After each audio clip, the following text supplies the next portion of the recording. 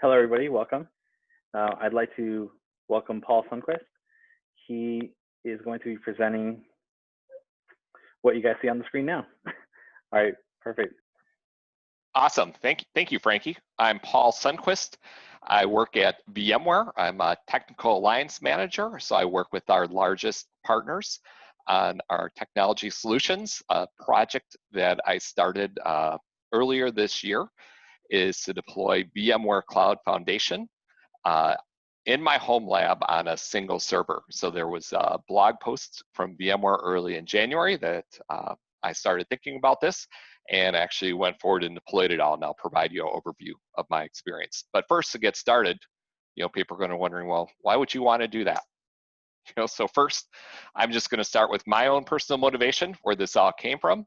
So back in high school, I went to a special computer specialty program at Washington High School in Milwaukee, Wisconsin. And there was a large computer lab, and in the lower left, you can see the VAX system that we had, and they were connected to a number of VT100 terminals. And it was great, having that experience in school, seeing that every day, through taking programming classes and, accessing at home over a modem. But, every day, I dreamed, wow, it'd be nice if I could have, a nice mini computer system like that VAX at home. And then, in college, they had a VAX as well. So that, that is stuck in the back of my mind. So, with Cloud Foundation, with it coming out, why? I can explain it as a modern day mini computer like that VAX, and it actually manages a fleet of distributed servers. So instead of just having an individual server, you can manage a whole fleet of servers, and it takes care of everything from deployment and operations, management, distributing new workloads. It's very, very slick how it works.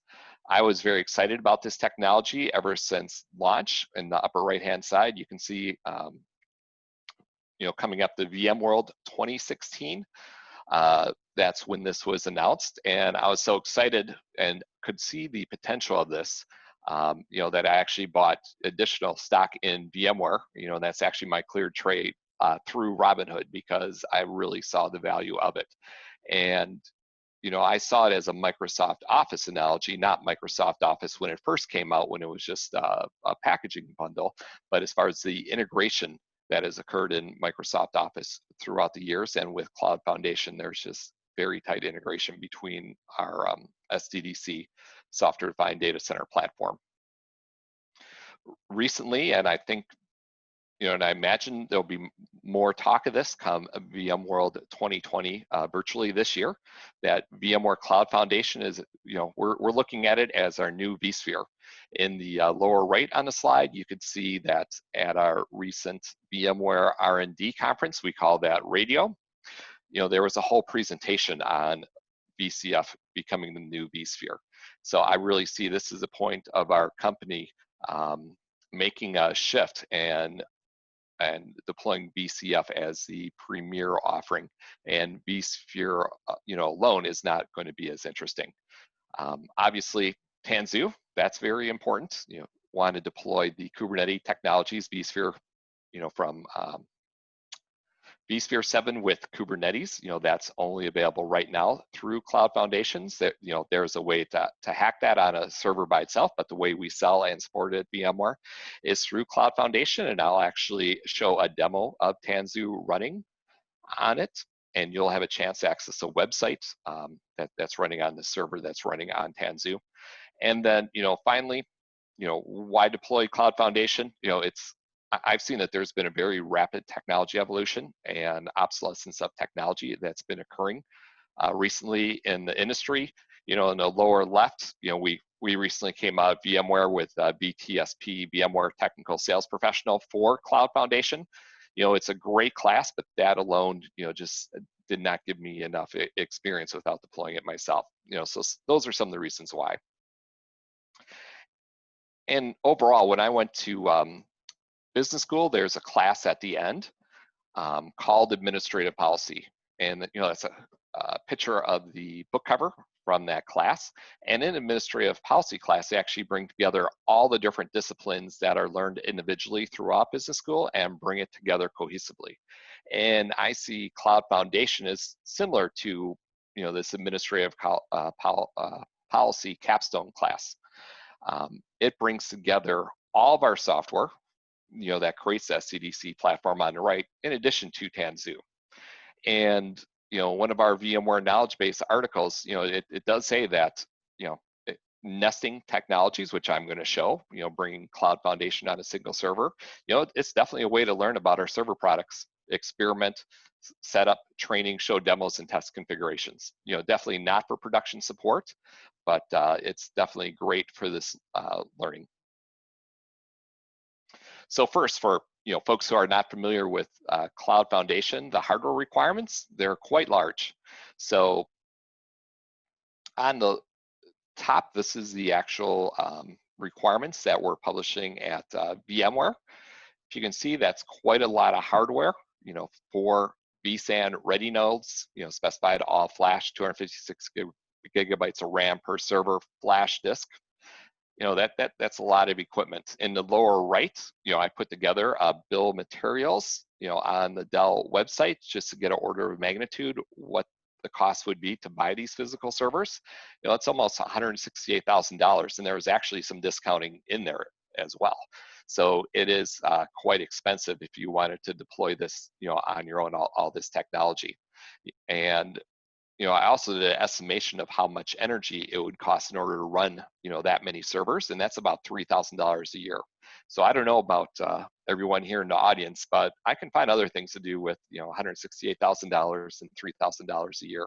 So just looking at it, the way it comes as you would deploy it at an enterprise, my dream definitely was not going to come true. But it is definitely fast, and it's reliable and a supportable solution.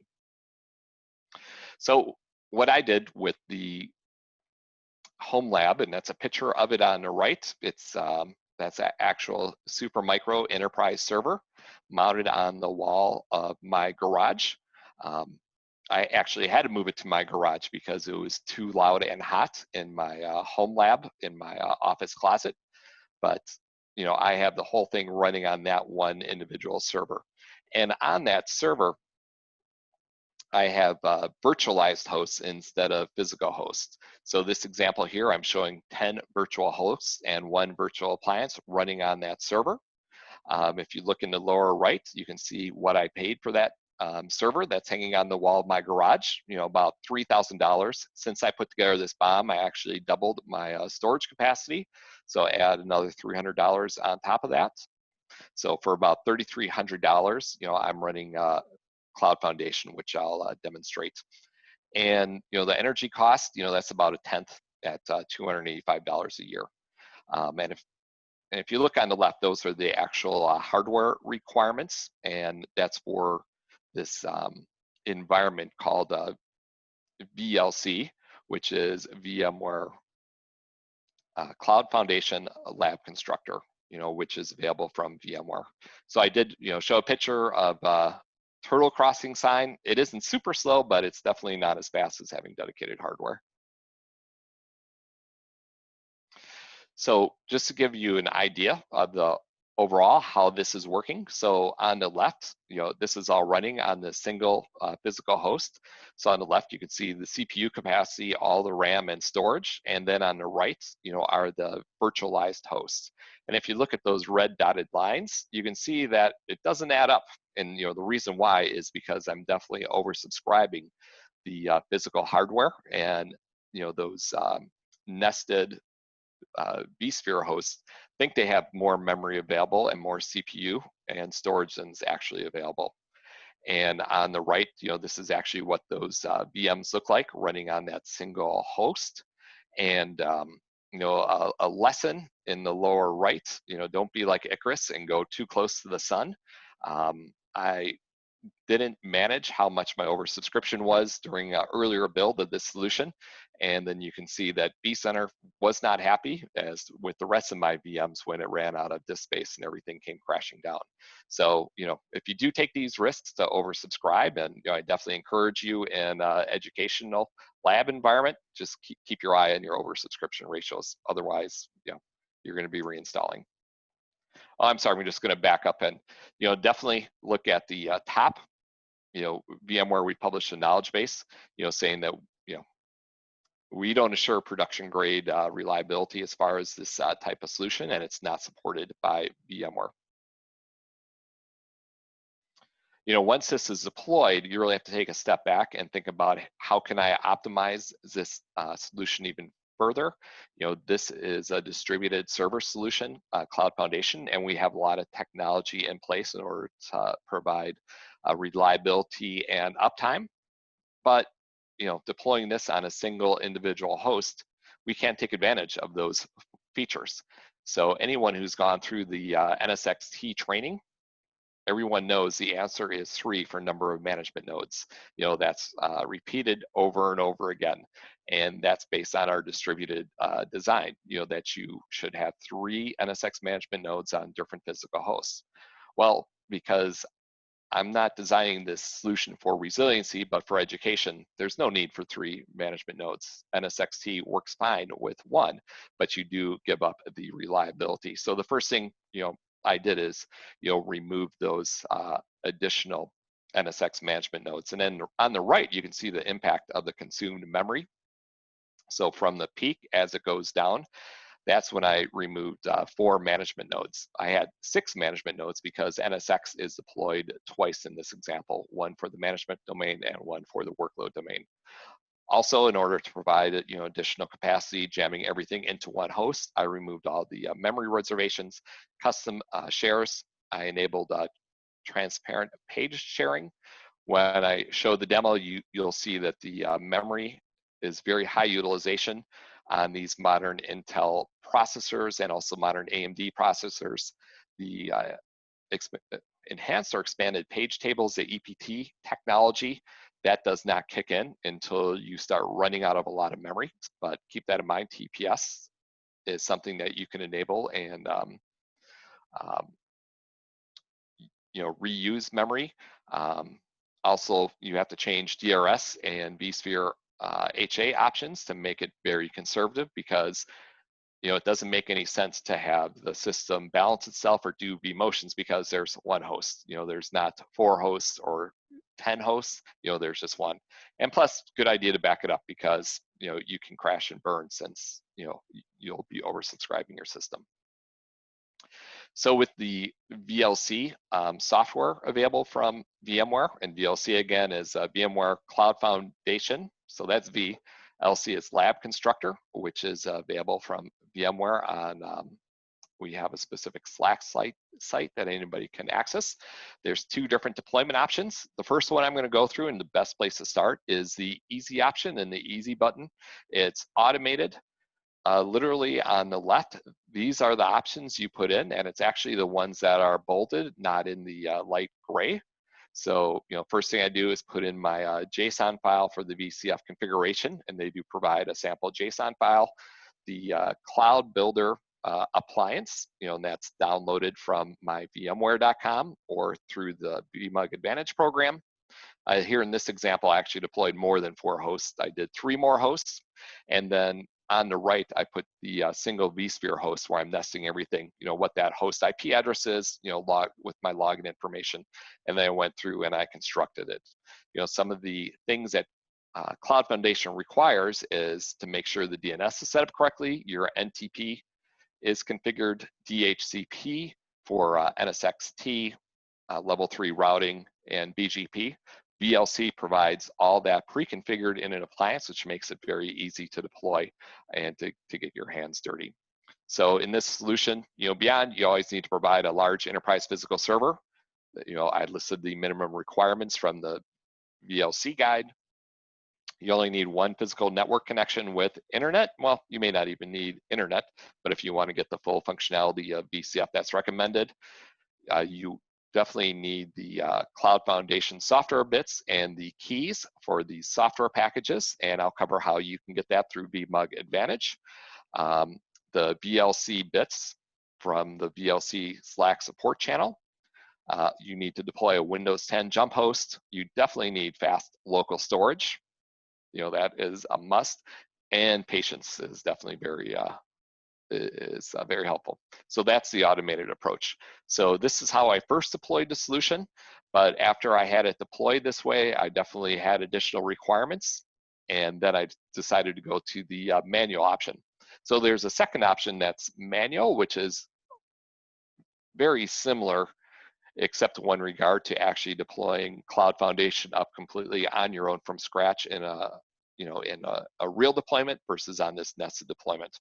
So there's an additional level of complexity required. Well, there is additional level of complexity and additional things required to do a manual deployment. So in addition to everything that I showed on the previous slide, you also need to provide your own DNS with all the DNS entries created, NTP server, DHCP, routing with BGP. And then with the configuration, you can use the JSON that's provided through VLC or use the VCF deployment workbook. So for individuals who are not familiar with VCF, I was pretty surprised by how this works, and it's pretty slick in Cloud Foundation. You can see on the screen, you go to the Cloud Builder website during deployments, and there's an option to download the deployment parameter workbook. You download that workbook, and then I showed an example up to the key tabs in that workbook. There are other tabs, for instance, with your license keys, but in the workbook, you actually put in all your network configuration, your passwords, and all the configuration information. When you're done filling that out in this Excel workbook, you actually upload it into the VMware Cloud Builder appliance, which actually builds Cloud Foundation, and it brings in all the information and content out of this workbook in order to program it. So it's automation and programming by Excel, which I thought was pretty slick. So after you upload the Excel workbook, this is an example of the bring up report. This is actual screenshot of everything that was done. You might think that's a lot. Actually, the steps it does is probably almost a factor of 10 times this. There are a lot of things that are doing. This is actually just a summary of everything that Cloud Builder does. And when I do this deployment, it takes a couple hours to do the deployment. And then with Cloud Foundation, I stole this slide from our marketing team, and I edited it. So this is an example of some of the things you can deploy on a workload domain and why it's so cool to have Cloud Foundation in your own home lab. So if you look at the things circled in red, these are the future workload domains that I'm planning on deploying. I'm going to plan on deploying HCX. So for instance, create a new workload domain, create a whole HCX environment. Another idea I have is to deploy Workspace ONE in Horizon. Another is to deploy a full IaaS solution with vRealize automation. I've already deployed Tanzu, the Tanzu Kubernetes grid, but in the future, I'm also going to deploy OpenShift on it. So you have all these options to quickly deploy on a complete vSphere cluster, and when you're done, you can just blow away that cluster and deploy a new one again. And all this, Cloud Foundation does provide you hardware choice, but this example, it's on a single nested server. So here, this is my, lifelong dream did come true because, it's like, I have my own mini computer with this high level of control to be able to easily and quickly deploy large and varied workloads.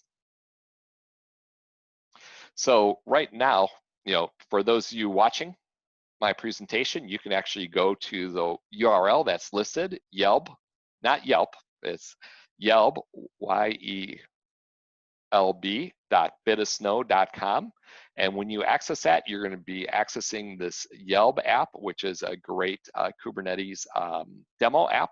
And that is actually running live right now in my garage on this single nested server. So on the left-hand side, you can see the Yelp app. And I hope some folks are in there. We'll be able to see in a moment if people were hitting that site. So when you hit that site, you come into the NSXT edge nodes, and this is on one of the workload domains that was provisioned, and then that's actually going here into my Kubernetes, my Tanzu Kubernetes grid cluster, and on that cluster you can see the different microservices that are operating. So that UI is being showed by this Yelp UI microservice. So you can experience the full power of Cloud Foundation through this website. And next, I'm going to jump over into the live demo. It's going to take a second. I'm going to change my screen sharing. Cheaton had a question about the VMware technical sales professional. So all VMware partners, and boy, Cheaton, it's like you saw my shirt. We rebranded our partner portal, and you can see on my shirt it's called VMware Partner Connect. So for any VMware partner on Partner Connect, you can take any of our VMware sales professional or VMware technical sales professional training. So any VMware partner, that is available. So Cheaton, yes, definitely go there with Partner Connect account. I'm just checking any other. And the Cloud Builder sample report, that after the Cloud Builder deployment, it is an option in order to download that, and it shows what occurred. Also, while deployment, you can see that it's going through each individual step. In the prerequisites from Emit for using Cloud Builder Sheet for auto deployment. So I believe your question is if it requires for the host or vCenter to be pre-built. And Emit, is that question for the nested virtualization environment or my actual physical host where I'm nesting it on?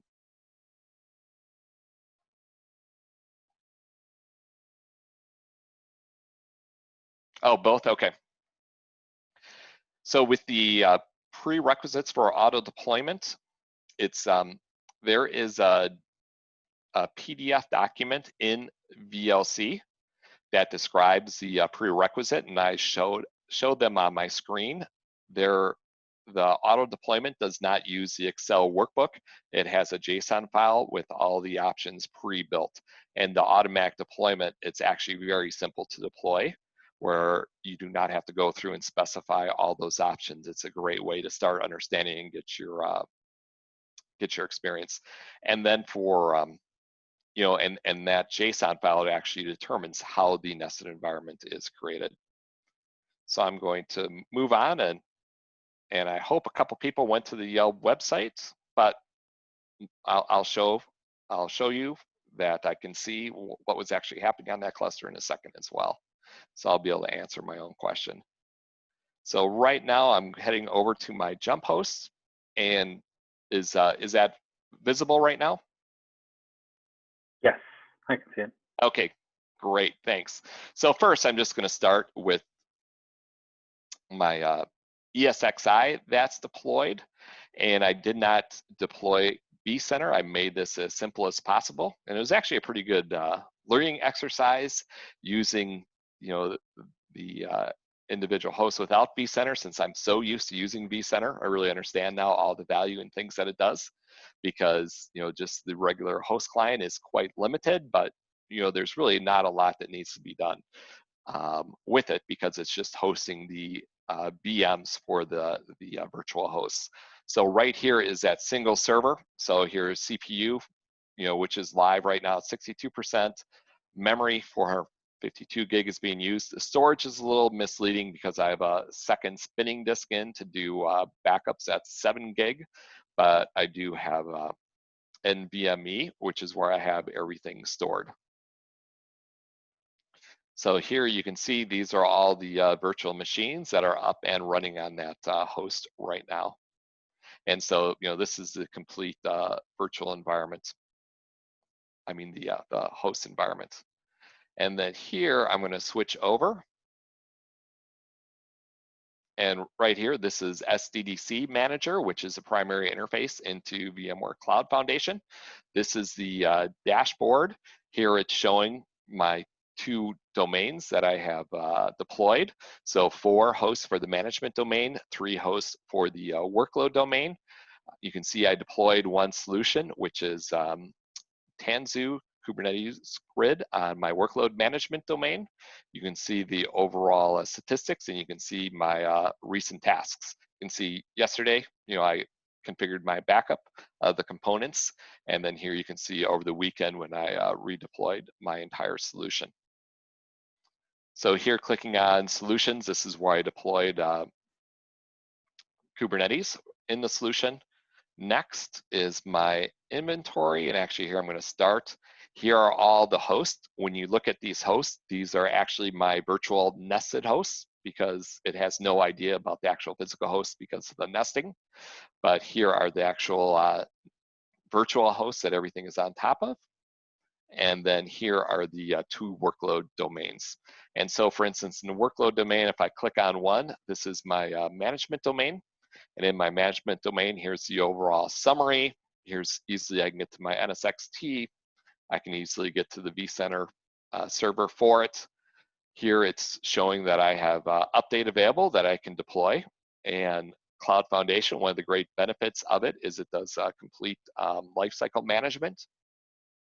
So prior to coming out with Cloud Foundation, VMware created all of our software products pretty much individually, and customers had to do a lot of work in order to integrate them and put them together. That has all changed with Cloud Foundation. Our business unit, they take all the software components, they test them together, they integrate them, and when each new version of a software release is available, they roll it together and put it out as a patch or an update. And a great example of that is earlier this year, we deployed Cloud Foundation 4, we deployed vSphere 7, we deployed, we provided Tanzu, NSXT3, latest version of vSAN, so that's a lot of software, that we released at once. But in Cloud Foundation, the business unit, they actually went through and tested all those components together and released it once they were confident that it would be a reliable, well-integrated system. So that's an example of the management domain. I have 2. Here's my workload domain that I deployed. And then you can see similar things there. So from here, I can go through and launch vCenter Server. I actually pre-launched it right here. So I'll bring that up. Here you can see that these are the 2 vCenter clusters that are deployed. Actually, I'll simplify the view and expand. So here's 2. The first cluster is the management domain. The second is the workload domain. So first in the management domain, you can see the 4 virtualized hosts. And then there's different resource pools that's deployed. Here's the NSXT for the management domain. Here's the NSXT for the workload domain. The SDDC manager, which I just showed previously. And here's the 2 different vCenter servers. And then I deployed this with the new AVN option, which is application virtual network that can be deployed in the management domain, which is a fancy way of saying, hey, we have NSXT also deployed in the management domain for our vRealize suite of products to run on top. So this is the management domain. And here I'll shrink that out of the way. And then here is the workload domain. So these are 3 new hosts. And on my workload domain, I have 2 instances of Kubernetes running. I'll start with the first one. So the first one is NS. Apologize for the simplicity in naming, but I call that namespace NS.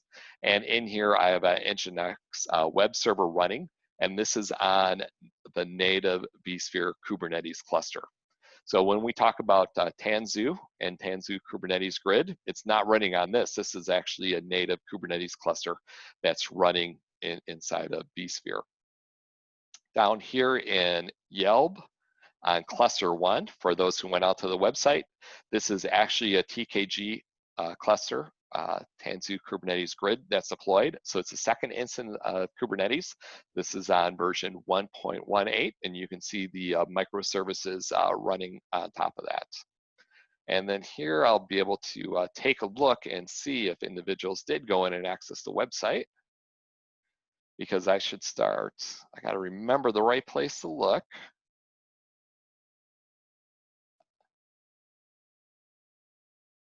Oh, maybe it was on a different view.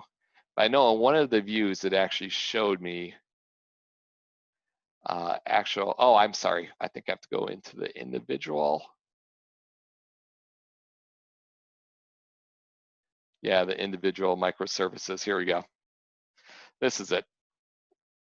So right here, you can see the live performance of that Yelp UI container running. And here I'm going to go down to network. So down here at network, so yeah, right around the time, a little 11:56, when I announced that URL, you could see that somebody, one or multiple people went in because you could see network activity.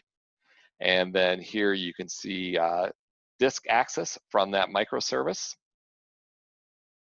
And then also a little bit of CPU usage, from that. And for those of you who didn't go into the Yelp app, here it is that's running live on the server. Oh, wow, I did get a lot of votes. So, hey, appreciate all the votes for individuals that went in. And to deploy this Yelp app, it was just one line to deploy the YAML, and that whole app with those 4 microservices automatically downloaded and installed themselves in the cluster right here as was shown. So I'm going to stop sharing, go back to my presentation with some of the lessons learned and benefits. And did anybody have any questions on, oh, wait a minute, let me see in chat. Yeah, so cheating for the number of workload domains with VLC, I'm not sure if there is really a limit. It depends on the amount of resources you can throw at it. A misconception with VLC is that you have to deploy it to one physical host. You can actually deploy it to more than one physical host. So if you deployed it to 2 large enterprise servers, you might, and I'm trying to remember from the BTSP training, I think the limit is 15 workload domains. So there's nothing in VLC that's going to prevent you from reaching the design maximums or number of workload domains that you can access. You're probably going to hit first the limits of your hardware, but definitely feel free to oversubscribe. But at the end of the day, you do have to have physical resources to back what your actual needs are. And let me bring the presentation back up.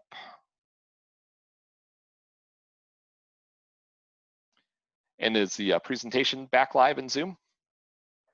Yep, all good. Great. So here are prerequisites, and I say here, do not pass go. This is, it's really important to understand some of these things, especially with all the technology that's being deployed. If you remember back to one of my earlier slides about the my experience in business school with that capstone class called administrative policy, I didn't have to write a thesis. I just had to take and pass that test and class.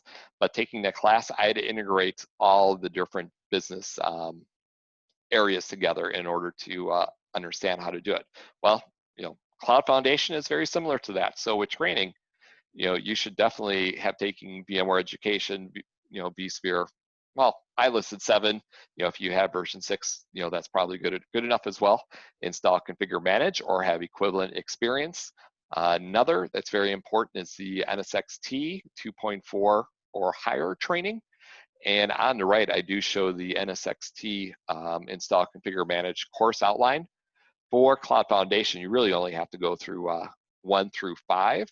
But number 10, the basic troubleshooting, that'd probably be helpful as well.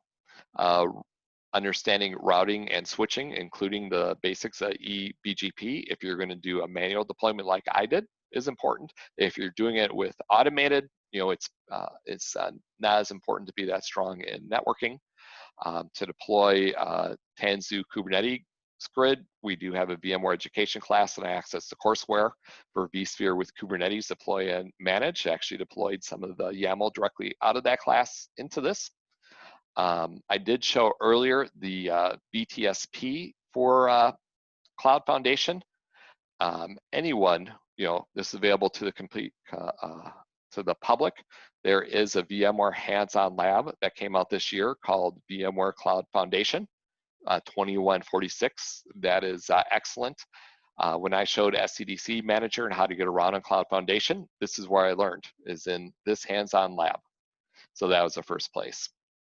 So, I highly recommend that hands-on lab. That's probably the most important hands-on lab I've taken, at VMware, and I've taken many hands-on labs.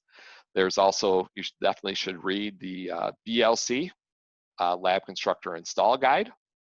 And there is Tech Talk, but yeah, I apologize, this is only available internally at VMware. I don't know if that team has released others that are external. And then finally, patience and curiosity. It definitely takes patience in order to learn how to do this. So those are some of the prerequisites to be successful. This next slide, you can learn from some of my wisdom and pain that I've gone through in order to figure out how to get this to work. So first, the benefits I got out of this solution is one, just understanding the value of VCF and VBD.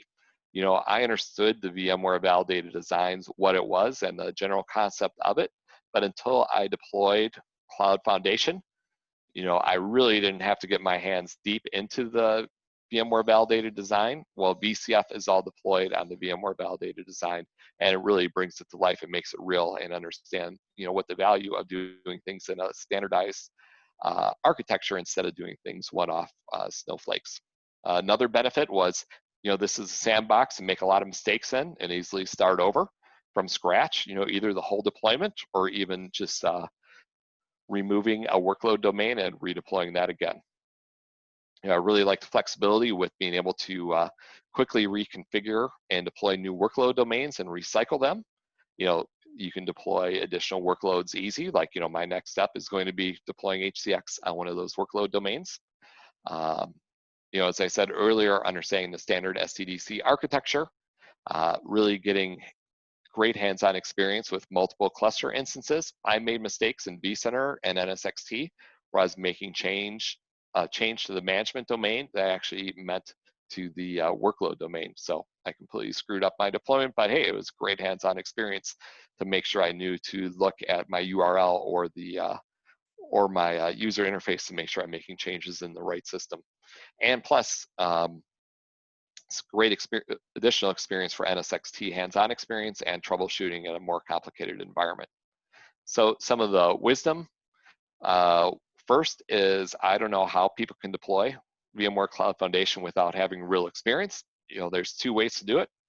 One is to have at your disposal that expensive new hardware. If you're deploying this at your own company or for a client, you have that in front of you, but if not, it's very cost prohibitive to buy all those servers yourself. And so with Cloud Foundation at a fraction of the cost, you can deploy Cloud Foundation on a single nested server. Another piece of wisdom that I mentioned earlier is, while those large enterprise servers are larger and create a lot more heat than anticipated, luckily, I now live in Seattle, and my garage doesn't really get that warm. It pulls a lot of the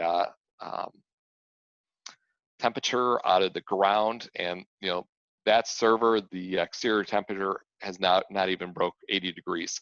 One of my coworkers based in Dallas, he was really excited to buy and deploy this until he showed me that his garage was 109 degrees. So it was probably not a good idea for him to deploy this in his garage in Dallas, and that was a challenge for him to figure out where to put a large enterprise server.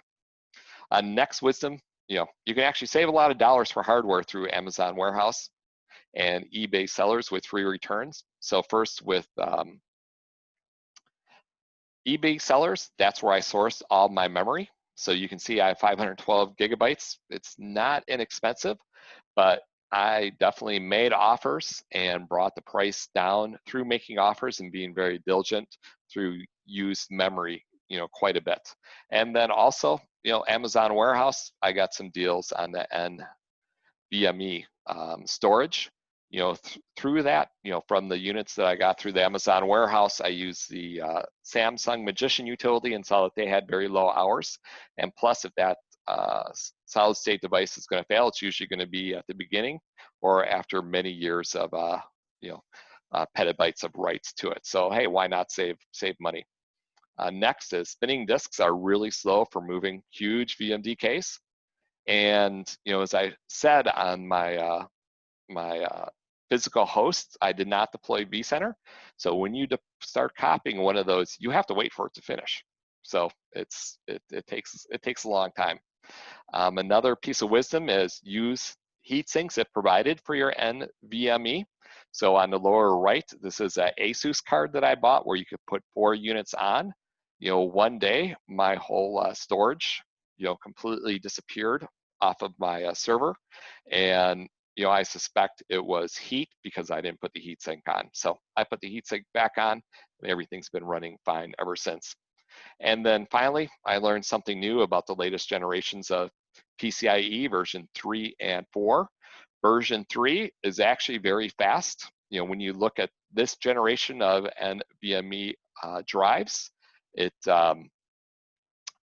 version 3 definitely provides enough bandwidth for those. They're directly attached to the PCIe bus. But if you look at the very latest NVMe's, like the Rocket SSDs, it actually exceeds the PCIe 3 bandwidth. And on the latest servers, 4, version 4 can really take advantage of that speed. But that's probably a lot higher cost too, because I believe that's only on the latest servers. And finally, I should have moved this down to this slide for wisdom, is first, prior to buying that large enterprise server, I was looking into buying AMD Threadripper system with all the threads, but I could not find a system that would take more than 256 gig of RAM. And as I learned in my tenure at VMware and with our platform, usually run out of RAM first. And so I'm glad I didn't go down that path, because now I'm already up to 512 gigabytes, which would have been 2 AMD Threadripper systems. And then here in wrapping up, I'm just going to cover some of my challenges, and this is actually covered in the VLC install guide. First, networking configuration errors. So you can eliminate these network configuration errors by doing automated, but by doing manually, you find them. So up until last weekend, I ran into a problem with eBGP with something called advertising default network. So I had problems to route traffic in from the internet. After I figured it out, it's working. Well, as some of you can attest since you access the Yelp website. Licenses, if you put the licenses in wrong, put a wrong license key in, yeah, it's going to definitely have a problem. With the automated deployment, it uses 10.x private network range. It might have an overlap with intranet at your company. It actually overlaps with the VMware intranet. So you can see an example of what happens with the networking overlap. My next step is I'm just going to renumber the addresses out of the 10.x down into the 172 private address range.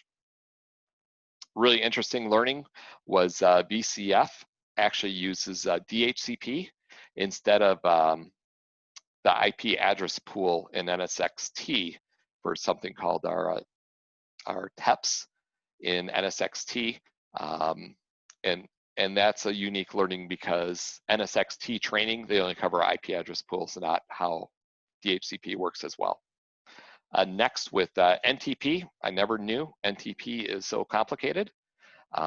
I went through a lot of pain with that. First, I had it deployed on a CentOS cronny server. I still haven't figured out how to get it to work with cronny. I deployed it with NTP, and I went in and adjusted the configuration and actually have my server connecting to the University of Washington in order to pull in my time. But definitely I urge using the NTP validation commands to make sure it's working correctly. The NTP experience, it was almost like years ago when I learned about reverse DNS and didn't understand that whole world. I learned about this whole new world in NTP and was never exposed to. Another thing in VLC, there's actually a save load configuration. It looks like that there's a potential bug in there that I brought up to our business unit who's responsible for VLC.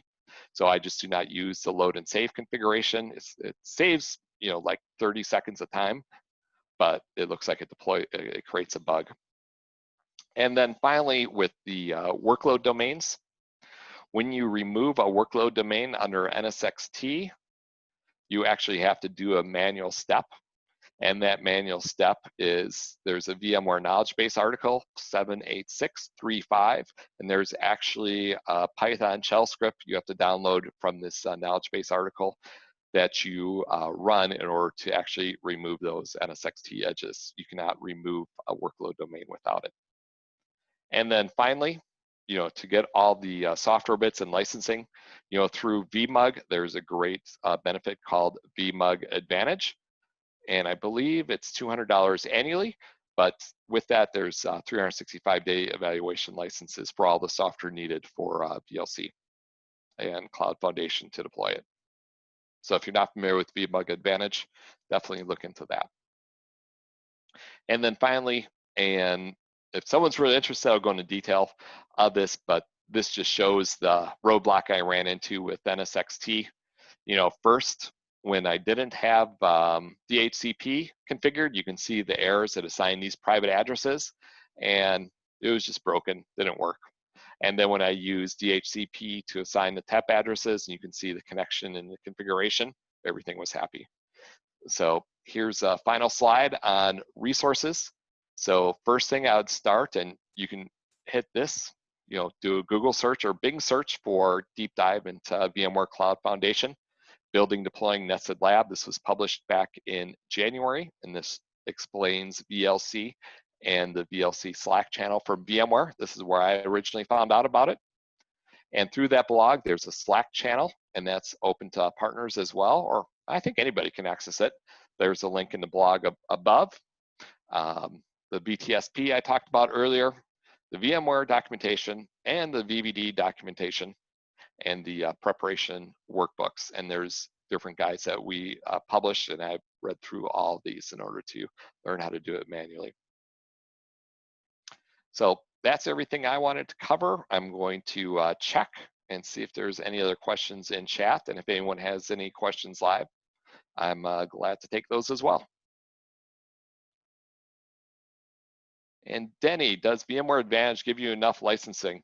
Yeah, my understanding is it definitely is, and I know on the VLC Slack channel there are partners, VMware partners in there deploying it. But then if you do run into a problem, I'm more than happy to be an advocate to get it figured out. But from what I understand, it's VMware Advantage provides you all the licensing needed.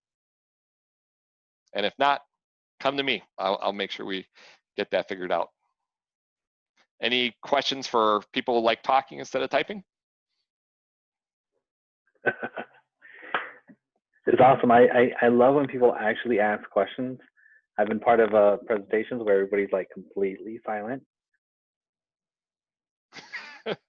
Yep, and I'm going to on Bit of Snow, which is my blog, instead of yelp.bitofsnow.com, www.bitofsnow.com.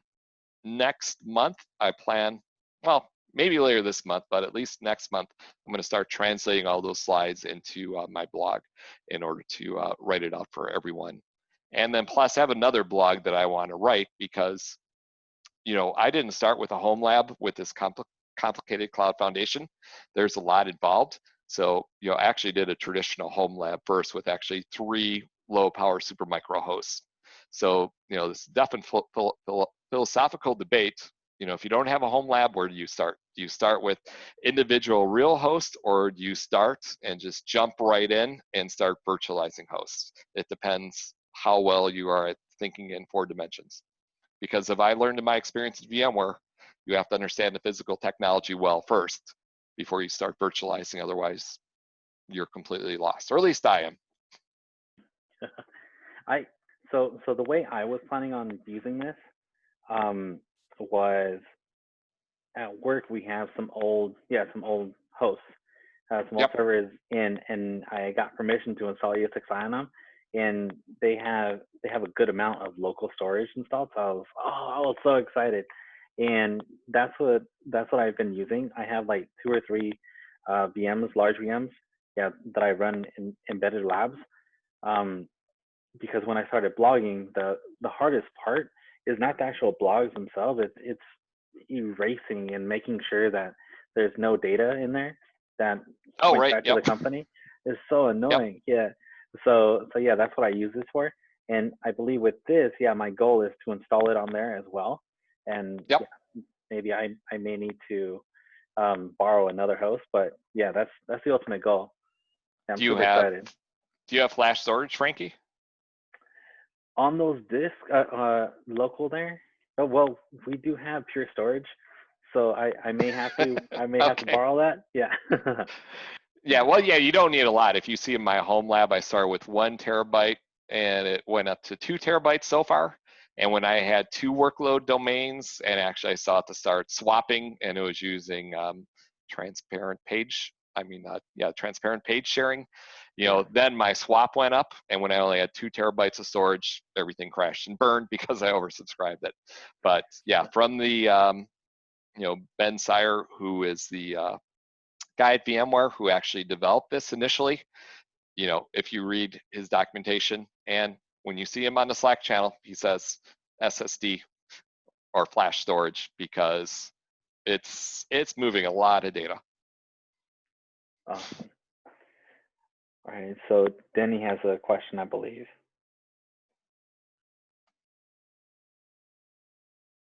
Oh, how to get Windows Server licenses? Well, I'm trying to think. Well, definitely Active Directory is not required, but if you want to deploy Microsoft software, I think they do have an evaluation mode, but don't quote me on this. And it's been a while since I was an MSDN subscriber. Last time I was when I worked there in 2015, but they did provide licenses through MSDN, but I'm not sure of the different licensing channels. But I do Microsoft know that they did provide licenses if you want to deploy a Windows Server on it. But Windows Server is not required. And then I have another question. So. Oh, wait, sorry, Frankie. Oh, go ahead. But Windows 10, I think it's Windows 10 client, you definitely need a Windows jump host because the PowerShell scripts from VLC use PowerShell. All right. And that's for deployment only. Sorry, Frankie, go ahead. No, go ahead. I think Michael also had a comment there.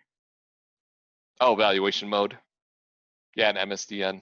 Oh, yep, that's a good point, Michael. A friend of mine, he has a small SI business for small and medium customers, and yeah, he uses he's subscribed to Action Pack, and he gets a lot of licensing through that for his business. All right, so my question was, and so with all these really cool technologies that VMware is coming out with, the question that my colleague and I asked ourselves were, how do we get this? Yeah, how do we get this awesome software integrated with ours? And when you began today's session, you're saying that this is the new vSphere. So yep, would we deploy this freshly and then just start adding our hosts and start removing them from our other vSphere and add them here? Oh, how to transition?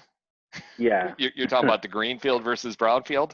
Yeah. I think there's going to be some good VMworld sessions on that topic, but yeah, it's so the philosophy for deploying Cloud Foundation in enterprise environment is to use a validated system, and HPE, Dell, there's a whole list of them that have validated systems that we have available on the website, is to use those validated systems to get started.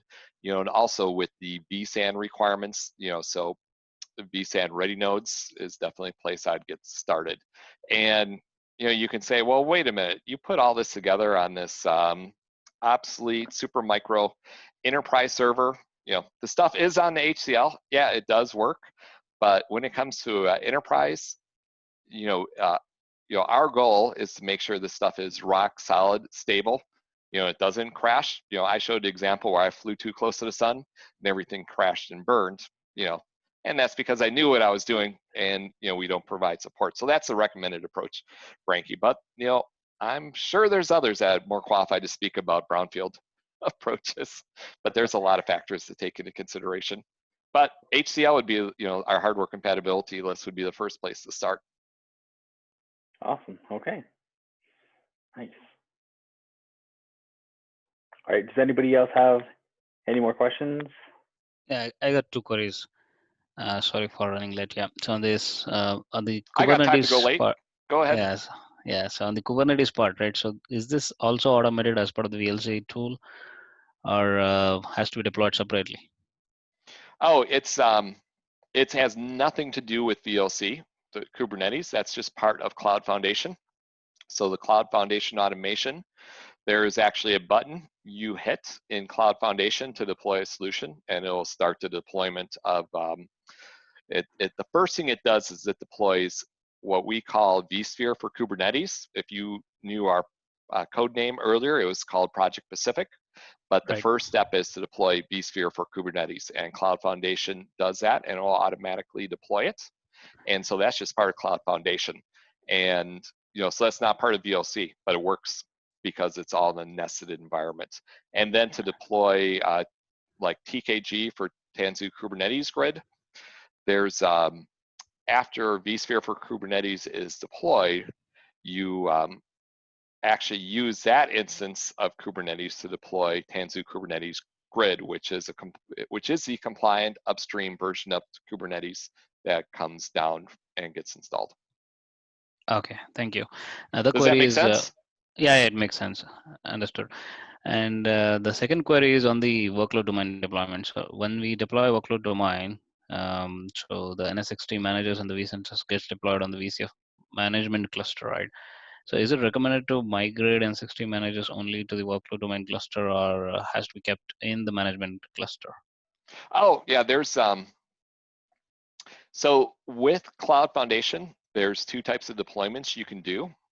And I think I'm gonna screw up what we officially call it, but there's a standard deployment. So that's the correct terminology. I showed the standard deployment of showing the management domain and the workload domain.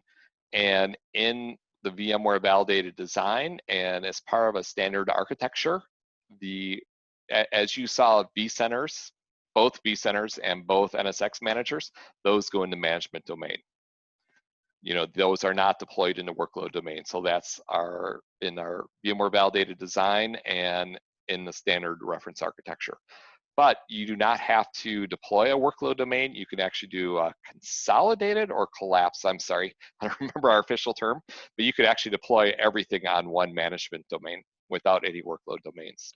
Does that make sense, or do you have any questions? Yeah, the query is a little different on the workload domain. Let's say if I want to deploy a separate workload domain, once the workload domain deployment is complete, it actually deploys NSXT managers and vCenters on the VCF management, right? On the Yep, vSAN correct. data Yep, store. on the management, So, correct. so if there is a requirement, a specific requirement that I have to migrate, take out the NSX managers cluster which are deployed on VCF management cluster to a workload management cluster, is it recommended from VMware, or if it is not recommended, then what could be the reason?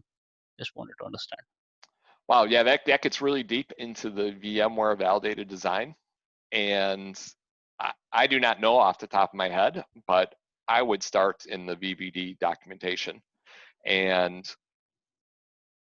also the VLC Slack channel, there is a lot of smart architects and engineers on there. They may be able to answer that as well. They've been very responsive. And to find that Slack channel, I just posted in the blog the Yeah, I'm in the channel URL. already. Yeah. Oh, excellent. But well, I had some questions and I got them answered even from Ben, who's the guy who put this together. He's very active. I don't know if he has a hobby because, well, I got responses, late and on weekends, but it does become pretty time consuming once you take up this hobby called Cloud Foundation in your home lab. All right. Thanks, Paul. I'll check out on this and great Hey, session. Yeah. You're welcome. Thank you. Perfect. Yeah. Does anybody else have any questions? No. All right.